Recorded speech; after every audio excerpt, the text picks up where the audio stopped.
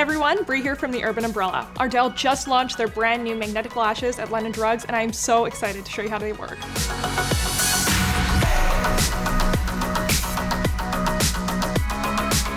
You'll see the lashes come with both a top and a bottom lash band for each eye.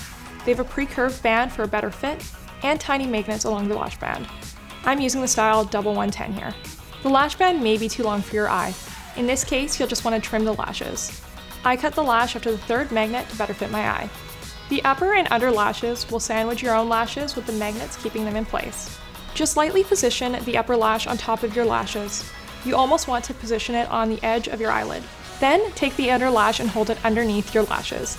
You'll notice that the magnet almost drags the upper lash off your lid and onto the lash line. If it drags out too much on the outer corner, just lightly pinch them together and push them in towards your lash line. Don't worry, the magnets won't hurt or pinch your eyes as you do this. They just take a little practice getting used to, but once you do, you're going to love them. My biggest advice is to not give up on the first try. They do have a learning curve. The best part of these lashes is that you don't have to deal with the messiness and the stickiness of the glue or waiting for the glue to get dry and tacky.